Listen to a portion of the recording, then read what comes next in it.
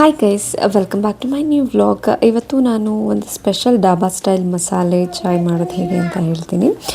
ನಮ್ಮ husband tea ಅಂದರೆ ತುಂಬ ಇಷ್ಟ, ಸೊ ಅದಕ್ಕೆ ಮಸಾಲೆ ಹಾಕಿ ಮಾಡ್ಕೊಳ್ಳೋಣ ಅಂದ್ಬಿಟ್ಟು ನಾನಿವತ್ತು ಟ್ರೈ ಮಾಡ್ತಿದ್ದೀನಿ. ಇದಕ್ಕೆ 1 ಇಂಚು ಶುಂಠಿ ಮತ್ತು 2 ಲವಂಗ, ಒಂದು ಸಣ್ಣ ಪೀಸು ಚಕ್ಕೆ, 2 ಚಕ್ಕೆ ಸಣ್ಣ ಪೀಸ್ ತೊಗೊಂಡಿದ್ದೀನಿ, ಆ್ಯಂಡ್ 3 ಮೆಣಸು, 1 ಏಲಕ್ಕಿ.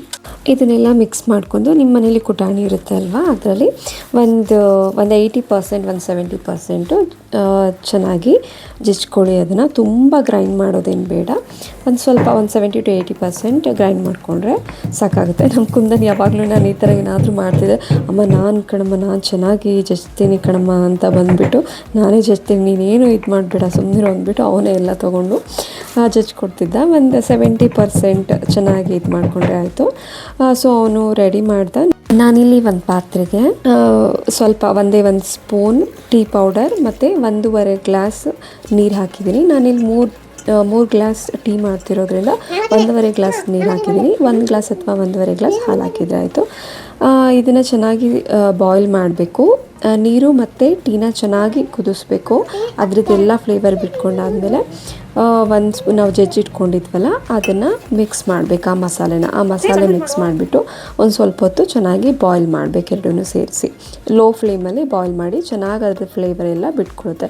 ಸೊ ಒಂದು 5 ನಿಮಿಷ ಬಾಯ್ಲ್ ಮಾಡಿದ್ಮೇಲೆ ಅದು ಘಮ ಘಮ ಅಂತ ಸ್ಮೆಲ್ ಬರುತ್ತೆ ಅಲ್ವಾ, 1.5 ಗ್ಲಾಸಷ್ಟು ಹಾಲು ಹಾಕಬೇಕು. 1.5 ಗ್ಲಾಸ್ ಅಥವಾ 2 ಗ್ಲಾಸಷ್ಟು ಹಾಲು ಹಾಕಬೇಕು.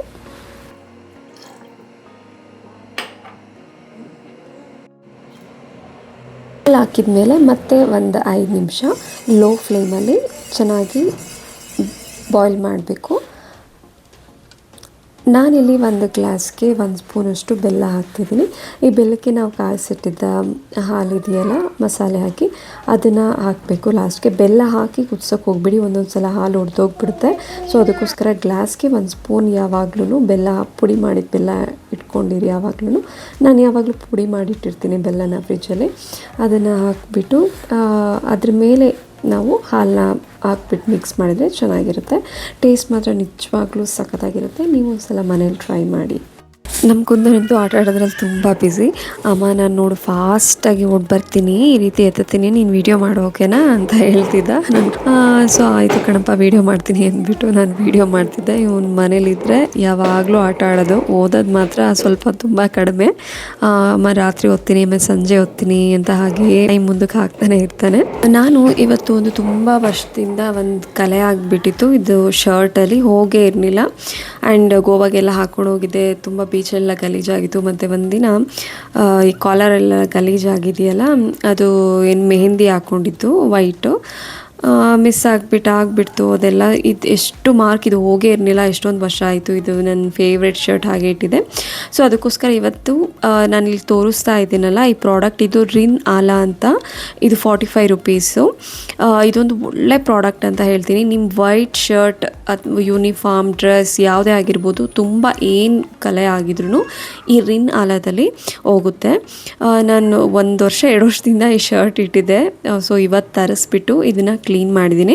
ಇದು ಹೇಗೆ ಯೂಸ್ ಮಾಡೋದು ಅಂತ ತೋರಿಸ್ತೀನಿ ನೋಡಿ. 1 ಮುಚ್ಚುಳದಷ್ಟು ಇದೆಯಲ್ಲ ಅದನ್ನು ತೊಗೊಂಡು ಫಿಲ್ ಮಾಡ್ಕೊಳ್ಳಿ. ಮುಚ್ಚುಳದಷ್ಟು ತೊಗೊಬಿಟ್ಟು ಆ ಲಿಕ್ವಿಡ್ನ ನಿಮ್ಗೆ ಎಲ್ಲೆಲ್ಲಿ ಮಾರ್ಕ್ ಇದೆ ಅಲ್ಲಿ ಈ ರೀತಿ ಹಾಕಬೇಕು. ನಾನು ಹಾಕ್ತಿದ್ದೀನಲ್ಲ ಇದೇ ರೀತಿ ಹಾಕಿ ಎಲ್ಲೆಲ್ಲಿ ಮಾರ್ಕ್ ಇದೆ ಫುಲ್, ನನ್ನ ಕಾಲರಲ್ಲಿ ಫುಲ್ ಎಲ್ಲ ಮಾರ್ಕ್ ಆಗಿಬಿಟ್ಟಿತ್ತು ಆ ಮೆಹಂದಿದೆಲ್ಲ. ಅದು ಎಷ್ಟು ಕ್ಲೀನ್ ಮಾಡಿದ್ರೂ ಹೋಗಲಿಲ್ಲ. ಹಾಗಾಗಿ ನಾನು ರಿನ್ ಆಲ ಈ ಲಿಕ್ವಿಡ್ ತರಿಸಿದ್ದೆ. ಇದು ಎಲ್ಲೆಲ್ಲಿ ಮಾರ್ಕ್ ಇದೆ ಅಲ್ಲೆಲ್ಲ ಹಾಕ್ತಾಯಿದ್ದೀನಿ. ಮಕ್ಕಳಿದ್ರೆ ತುಂಬ ಹುಷಾರು. ಇದು ತುಂಬ ಏನು ಆ್ಯಸಿಡ್ ಇರುತ್ತೆ, ತುಂಬ ಸ್ಟ್ರಾಂಗ್, ಕೈಗೆ ಏನೂ ಆಗೋಲ್ಲ. ಬಟ್ ಜಾಸ್ತಿ ನಿಮ್ಮ ಕೈಗೆ ಮತ್ತು ಮಕ್ಕಳಿಗೆ ಸಿಗೋಂಗೆ ಇಡಬೇಡಿ, ಕೈಗೆ ಜಾಸ್ತಿ ಹಾಕೋಬೇಡಿ. ಸೊ ಈ ರೀತಿ ನಾನು ಹಾಕಿದ್ದೆ. ಆ್ಯಂಡ್ ಮಧ್ಯದಲ್ಲೂ ಅಷ್ಟೇ ಇದೆಲ್ಲ ನಾವು ಬೀಚಲ್ಲಿ ಆ ಮಣ್ಣಲ್ಲಿ ಆಟ ಆಡಿದ್ದೆಲ್ಲ ಮಾರ್ಕ್ ಹೋಗಲೇ ಇಲ್ಲ. ಅದು ಎಷ್ಟು ಕ್ಲೀನ್ ಮಾಡಿದ್ರು, ಎಷ್ಟು ಸೋಪ್ ಹಾಕಿದ್ರು ಆಗಲಿಲ್ಲ. ಈ ರೀತಿ ರಿನ್ ಆಲ ತೊಗೊಬಿಟ್ಟು ಈ ರೀತಿ ಎಲ್ಲೆಲ್ಲಿ ಮಾರ್ಕ್ ಇದೆ ಅಲ್ಲೆಲ್ಲದು ನೀಟಾಗಿ ಆ ಲಿಕ್ವಿಡ್ನ ಹಾಕಿಬಿಡಿ. ಆ ಲಿಕ್ವಿಡ್ ನೀವು ಹಾಕಿದ ಮೇಲೆ ಏನು ಮಾಡಬೇಕು, ಅಲ್ಲಿ ನಾವೇನಾದರೂ ಬೇರೆ ಕಲರ್ಸ್ ಇರುತ್ತೆ ಅಲ್ವಾ, ಅದಕ್ಕೆಲ್ಲ ತಾಗಬಾರ್ದು. ವೈಟ್ ಡ್ರೆಸ್ಸಿಗೆ ಮಾತ್ರ ಹೇಳಿರೋದು ನಾನು. ಬೇರೆ ಕಲರ್ಸ್ನ ತೊಗೊಳಕ್ಕೆ ಹೋಗಬೇಡಿ, ಏಕೆಂದರೆ ಕಲರ್ ಹೋಗ್ಬಿಡುತ್ತೆ ಇದು. ಆ್ಯಂಡ್ ಈ ರೆಡ್ ಕಲರ್, ಆರೆಂಜ್ ಕಲರ್ ಇದೆಯಲ್ಲ ಅದ್ರ ಮೇಲೆ ನಾವು ಹಾಕಬಾರ್ದು. ಅದ್ರ ಮೇಲೆ ಆದರೆ ಅದ್ರ ಮೇಲೆ ಏನಾದ್ರು ಲಿಕ್ವಿಡ್ ಆದರೆ ಅದು ಹೋಗಿಬಿಡುತ್ತೆ. ಸೊ ಅದು ಎಲ್ಲ ಹಾಕಿದ ಮೇಲೆ ನೀವು ಎಲ್ಲಿ ಹಾಕಿರ್ತೀರಲ್ಲ ಕಾಲರಲ್ಲಿ ಏನಾದರೂ ಹಾಕಿದರೆ ಅಷ್ಟು ಮಾತ್ರ ಒಂದು ಸ್ವಲ್ಪ ಅದು ಎಷ್ಟು ಡಿಪ್ ಆಗುತ್ತೆ ಅಷ್ಟು ಮಾತ್ರ ಸ್ವಲ್ಪ ನೀರು ಹಾಕ್ಬಿಟ್ಟು ಒಂದು ಅರ್ಧ ಗಂಟೆ ಡಿಪ್ ಮಾಡಿಬಿಡಿ. ನಾನು ಇಲ್ಲಿ ನೋಡಿ ಸ್ವಲ್ಪ ನೀರು ಹಾಕಿಟ್ಬಿಟ್ಟು ಅದ್ರ ಒಳಗಡೆ ಮಾತ್ರ ಡಿಪ್ ಮಾಡಿದ್ದೀನಿ. ಈ ಆರೆಂಜ್ ಕಲರ್ ಎಲ್ಲ ಇದೆ ಅಲ್ವಾ, ನಾನು ಇದನ್ನೆಲ್ಲ ಹಾಕಿಲ್ಲ, ಏಕೆಂದರೆ ಇದು ಕಲರ್ ಹೋಗ್ಬಿಡುತ್ತೆ. ನೋಡಿ, ಹಾಫ್ ಆನ್ ಅವರ್ ಆದಮೇಲೆ ನಾನು ತೋರಿಸ್ತಾ ಇದ್ದೀನಿ. ಆ ಕಾಲರಲ್ಲಿ ಎಲ್ಲ ಆಲ್ಮೋಸ್ಟ್ 90% ಹೋಗಿದೆ, ಇನ್ನೊಂದು ಸ್ವಲ್ಪ ಇದೆ ಅಷ್ಟೇ. ಅದಕ್ಕೆ ಲಿಕ್ವಿಡ್ ಹಾಕಿದರೆ ಅದು ಹೋಗುತ್ತೆ. ಒಂದು ಹಾಫ್ ಆನ್ ಅವರ್ ನೀವು ಹಾಗೆ ಬಿಡಬೇಕು. ಎಲ್ಲೆಲ್ಲಿ ಮಾರ್ಕ್ ಇದೆ ಅಲ್ಲಿ ಮಾತ್ರ ಅದನ್ನು ಡಿಪ್ ಮಾಡಬೇಕು. ಹೋಲ್ ಡಿಪ್ ಮಾಡೋಕ್ಕೆ ಹೋಗ್ಬಿಡಿ, ಏಕೆಂದರೆ ಬೇರೆ ಕಲರ್ಸ್ ಇದ್ರೂ ಹೋಗುತ್ತೆ. ನೋಡಿ, ಆಫ್ಟರ್ ಹಾಫ್ ಆನ್ ಅವರ್ ಆದಮೇಲೆ ತೋರಿಸ್ತಾ ಇದ್ದೀನಿ. ಅದು ಎಷ್ಟೇ ಕಲೆ ಇದ್ರೂ, ಎಷ್ಟೇ ವರ್ಷದಾದ್ರೂ, ಅದು ಯಾವ ಕಲರ್ ಇದ್ರೂ, ಬ್ಲ್ಯಾಕ್ ವೈಟ್ ಇದ್ರೂ ಫುಲ್ ಕ್ಲಿಯರಾಗಿ ಹೋಗುತ್ತೆ. ಯೂನಿಫಾರ್ಮ್ಗೆ ನನ್ನ ಕುಂದನ್ ಯೂನಿಫಾರ್ಮ್ಗೆ ಆಗಿಬಿಟ್ಟಿರೋದು, ಅದನ್ನು ತರಿಸ್ಬಿಟ್ಟು ಹಾಕ್ತೆ. ಅವ್ನು ಕೂಡ ಯೂನಿಫಾರ್ಮ್ ಹಾಕಿ ಕೂಡ ಹೋಯ್ತು. ಎಲ್ಲರೂ ಮನೇಲೂ white T shirt, white sari, white dress, kurta, uniform ಅಂದರೆ ತುಂಬ ತಲೆನೋವಲ್ವ ಏನಾದರೂ ಮಾರ್ಕ್ ಆಗಿಬಿಟ್ಟೆ. ಸೊ ವೈಟ್ ಇದ್ದೇ ಇರುತ್ತೆ, ಏನು ಮಾಡಿದರೂ ಹೋಗಲ್ಲ ಅನ್ನೋರು ಈ ಒಂದು ಪ್ರಾಡಕ್ಟ್ನ ಯೂಸ್ ಮಾಡಿ. ರಿನ್ನಾಲ ಅಂತ ತುಂಬ ಕಡಿಮೆ ಪ್ರೈಸಿಗೆ ಸಿಗುತ್ತೆ, 100% ರಿಸಲ್ಟ್ ಕೊಡುತ್ತೆ, ಏನು ಡೌಟೇ ಬೇಡ. ಬಟ್ ನಾನು ಯಾವ ರೀತಿ ಅದನ್ನು ಯೂಸ್ ಮಾಡಿದ್ದೀನಿ ತೋರಿಸಿದ್ದೀನಲ್ಲ ಅದೇ ರೀತಿ ಯೂಸ್ ಮಾಡಬೇಕು. ಆ್ಯಂಡ್ ಬಕೆಟ್ಗೆಲ್ಲ ಹಾಕಿದರೆ ಅದು ತುಂಬ ಜಾಸ್ತಿ ಹೋಗಲ್ಲ, ಏಕೆಂದರೆ ಜಾಸ್ತಿ ಕ್ವಾಂಟಿಟಿ ಆ್ಯಡ್ ಮಾಡಬೇಕಾಗುತ್ತೆ.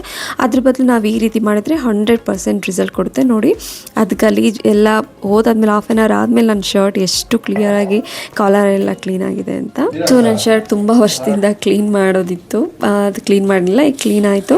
ಸೊ ಅದಾದಮೇಲೆ ನಾನು ಸಂಜೆ ಸ್ನ್ಯಾಕ್ಸಿಗೆ ಏನಾದರೂ ಗೋಬಿ ಮಾಡೋಣ ಅಂದ್ಬಿಟ್ಟು, ಗೋಬಿ ಇತ್ತು ಮನೇಲಿ, ಹೂಕೋಸ್ ತಂದಿದ್ರು ಹಸ್ಬೆಂಡ್, ಮತ್ತು ಕ್ಯಾಪ್ಸಿಕಮ್ ಇತ್ತು. ಸೊ ಕ್ಯಾಪ್ಸಿಕಮ್ ಮಂಚೂರಿ ಮತ್ತು ಗೋಬಿ ಮಂಚೂರಿ ಮಾಡೋಣ ಅಂತ ಎಲ್ಲ ರೆಡಿ ಮಾಡ್ಕೊತಿದ್ದೀನಿ. ಇದು ವೆರಿ ಸಿಂಪಲ್ ಮಾಡೋದು.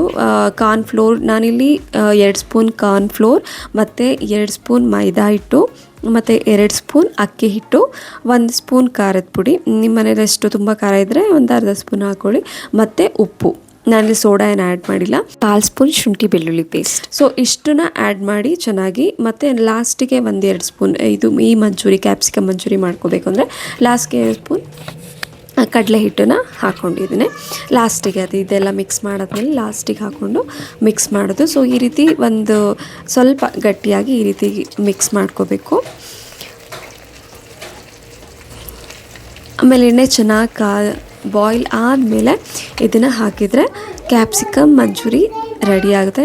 ತುಂಬಾ ಟೇಸ್ಟಿಯಾಗಿ ಚೆನ್ನಾಗಿರುತ್ತೆ. ಕ್ಯಾಪ್ಸಿಕಮ್ ಕೂಡ ಹೆಲ್ದಿಯಾಗಿ ಒಳ್ಳೆಯದು, ತುಂಬ ಹೆಲ್ದಿ ಅಲ್ವಾ, ತುಂಬ ಹೆಲ್ದಿ ಫುಡ್. ಸೊ ನೀವು ಈ ರೀತಿ ಅಪರೂಪಕ್ಕೆ ಒಂದು ಹೆಲ್ದಿ ಸ್ನ್ಯಾಕ್ಸ್ ಮಾಡ್ಕೊಂಡು ತಿನ್ಬೋದು. ಕುಂದನ್ ಹಸ್ಬೆಂಡ್ ಅಂತೂ ತುಂಬ ಚೆನ್ನಾಗಿದೆ ಅಂತ ತಿಂದರು. ಹೊರಗಡೆ ಗೋಬಿ ಮಂಚೂರಿ ತಿನ್ನೋದಕ್ಕಿಂತ ಇದು ಮಾಡ್ಕೊಂಡು ತಿನ್ನೋದು ತುಂಬಾ ಬೆಟರ್. ಆ್ಯಂಡ್ ಇದೇ ಮೆಥಡಲ್ಲಿ ನಾನು ಹೂಕೋಸಿಂದ ಗೋಬಿ ಮಂಚೂರಿ ಮಾಡಿದ್ದೀನಿ, ಅದು ಕ್ಯಾಪ್ಸಿಕಮ್ ಮಂಚೂರಿ. ಬಟ್ ಹೂಕೋಸ್ಗೆ ಏನು ಮಾಡಿದೆ ಅಂದರೆ ನಾನು ಕಡಲೆ ಹಿಟ್ಟು ಹಾಕಿಲ್ಲ ಇದಕ್ಕೆ. ಇದನ್ನು ಚೆನ್ನಾಗಿ ಬಿಸಿನೀರಲ್ಲಿ ಬಾಯ್ಲ್ ಮಾಡಿಬಿಟ್ಟು ಒಂದು 3 to 4 ಮಿನಿಟ್ಸ್ ಬಾಯ್ಲ್ ಮಾಡಿಬಿಟ್ಟು ನೀರೆಲ್ಲ ಸೋಸ್ಕೊಂಡು ತೊಗೊಂಡಿದ್ದೀನಿ. ಇದನ್ನು ನೀಟಾಗಿ ಕ್ಲೀನ್ ಮಾಡ್ಕೋಬೇಕು. ಇದರಲ್ಲಿ ತುಂಬ ಹುಳ ಇರುತ್ತೆ, ನಿಮಗೆ ಗೊತ್ತಲ್ವಾ, ಆ್ಯಂಡ್ ತುಂಬ ಕೆಮಿಕಲ್ಸ್ ಹಾಕಿರ್ತಾರೆ. ಸೊ ಚೆನ್ನಾಗಿ ವಾಶ್ ಮಾಡಿ ನಾನು 1 hour ನೀರಲ್ಲಿ ನೆನೆ ಹಾಕಿ ಆಮೇಲೆ ಸ್ವಲ್ಪ ಬಾಯ್ಲ್ ಮಾಡಿಬಿಟ್ಟು ತೆಗೆದಿಟ್ಟಿರೋದು. ಇದಕ್ಕೂ ಅಷ್ಟೇ 2 ಸ್ಪೂನ್ ಕಾರ್ನ್ಫ್ಲೋರ್ ಹಾಕೋಬೇಕು, 2 ಸ್ಪೂನ್ ಮೈದಾ ಹಿಟ್ಟು ಮತ್ತು 2 ಸ್ಪೂನ್ ಅಕ್ಕಿ ಹಿಟ್ಟು, 1 ಸ್ಪೂನ್ ಖಾರದ ಪುಡಿ, ಮತ್ತು ಅದಕ್ಕೆ ರುಚಿಗೆ ಬೇಕಾದಷ್ಟು ಉಪ್ಪು ಹಾಕಿದೆ. ಇಲ್ಲಿ ಕಡಲೆ ಹಿಟ್ಟು ಇದಕ್ಕೆ ಮಿಕ್ಸ್ ಮಾಡಿಲ್ಲ. ಸ್ಪೂನ್ ಶುಂಠಿ ಬೆಳ್ಳುಳ್ಳಿ ಪೇಸ್ಟ್ ಚೆನ್ನಾಗಿ ಮಿಕ್ಸ್ ಮಾಡ್ಕೊಬಿಟ್ಟು ಚೆನ್ನಾಗಿ ಬಾಯ್ಲ್ ಆಗಿದೆ ಎಣ್ಣೆಗೆ ಹಾಕಿದರೆ ಇಲ್ಲಿ ಡ್ರೈ ಗೋಬಿ ಮಂಚೂರಿ ರೆಡಿ ಆಗುತ್ತೆ. ಸೊ 2 ನಾನು ಅಟ್ ಎ ಟೈಮ್ ಮಾಡಿದ್ದೆ. ಇದು ಕೂಡ ತುಂಬ ಸಖತ್ ಟೇಸ್ಟಿಯಾಗಿತ್ತು. ನೀವು ಏನು ಒಗ್ಗರಣೆ ಕೊಡೋದು ಬೇಡ, ಅಷ್ಟು ಟೇಸ್ಟಿಯಾಗಿರುತ್ತೆ. ಸೊ ಸಿಂಪಲ್ ಸ್ನ್ಯಾಕ್ಸ್ ರೆಸಿಪಿ, ನೀವು ಮಕ್ಕಳಿಗೆಲ್ಲ ಇದನ್ನು ಸಂಜೆ ಹೊತ್ತು ಮಾಡಿಕೊಡ್ಬೋದು. ಆ್ಯಂಡ್ ಸ್ನ್ಯಾಕ್ಸ್ ಕೂಡ ಸ್ಕೂಲ್ಗೆ ಕಳಿಸ್ಬೋದು. ನೀವು ಒಂದ್ಸಲ ಮನೇಲಿ ಟ್ರೈ ಮಾಡಿ. ಇವತ್ತಿನ ದಿನ ನಾನು ಮಸಾಲೆ ಚಾಯ್ ಮತ್ತು ಗೋಬಿ ಮಂಚೂರಿ, ಡ್ರೈ ಗೋಬಿ ಮಂಚೂರಿ, ಕ್ಯಾಪ್ಸಿಕಮ್ ಮಂಚೂರಿ ಮಾಡಿದ್ದೆ. ಇದು ಇವತ್ತಿನ ವ್ಲಾಗ್ ಆಗಿತ್ತು. ಆ್ಯಂಡ್ ನಮ್ಮ ಕುಂದನ್ ಸ್ಕೂಲಲ್ಲಿ ಒಂದು ಫೇಸ್ ಆ್ಯಕ್ಟಿವಿಟಿ ಮಾಡಿಸಿದ್ರು, ಅದು ಕೂಡ ತುಂಬ ಚೆನ್ನಾಗಿದೆ. ಆ್ಯಂಡ್ ಅದನ್ನು ಕೂಡ ಶೇರ್ ಮಾಡಿದ್ದೀನಿ. ಅವರು ಒಂದು ಫೇಸ್ ಬಿಡಿಸ್ಬಿಟ್ಟು ಡ್ರಾಯಿಂಗ್ ಕೊಟ್ಟಿದ್ರು. ಇವರು ಅದಕ್ಕೆ ಐಸ್ ಬಿಡಿಸ್ಬೇಕು, ನೋಸ್, ಲಿಪ್ಸ್, ಇಯರ್ ಈ ರೀತಿ ಬಿಡಿಸೋದಕ್ಕೆ ಒಂದು ಐಡೆಂಟಿಫಿಕೇಷನ್ಗೆ ಅಂತ ಒಂದು ಆ್ಯಕ್ಟಿವಿಟಿ ಮಾಡಿಸಿದ್ರು. ಇದು ತುಂಬ ಚೆನ್ನಾಗಿತ್ತು. ಸೊ ನಿಮ್ಮ ಜೊತೆ ಎಲ್ಲ ಶೇರ್ ಮಾಡಿಕೊಂಡೆ. ಇದು ಇವತ್ತಿನ ವ್ಲಾಗ್ ಆಗಿತ್ತು. ಆ್ಯಂಡ್ ನನ್ನ ಯೂಟ್ಯೂಬ್ ಚಾನೆಲ್ಗೆ ಯಾರೆಲ್ಲ ಸಬ್ಸ್ಕ್ರೈಬ್ ಆಗಿ ಲೈಕ್, ಕಮೆಂಟ್ ಆ್ಯಂಡ್ ಶೇರ್ ಮಾಡಿ. Thank you so much. ನಮ್ಮ ಕುಂದನ್ ಈ ಸಲ ಫಸ್ಟ್ ಟೈಮ್ 100% ಅಟೆಂಡೆನ್ಸ್ ಅವಾರ್ಡ್ ತೊಗೊಂಡಿದ್ದಾನೆ. ಜೂನ್ ಮಂತಲ್ಲಿ ಒಂದು ದಿನ ಆಬ್ಸೆಂಟ್ ಆಗ್ದಂಗೆ. ಸೊ ಇದು ನಿಜವಾಗ್ಲೂ ತುಂಬ ಖುಷಿ ಆಗ್ತಿದೆ. ಕಂಗ್ರ್ಯಾಟ್ಸ್ ಕುಂದನ್.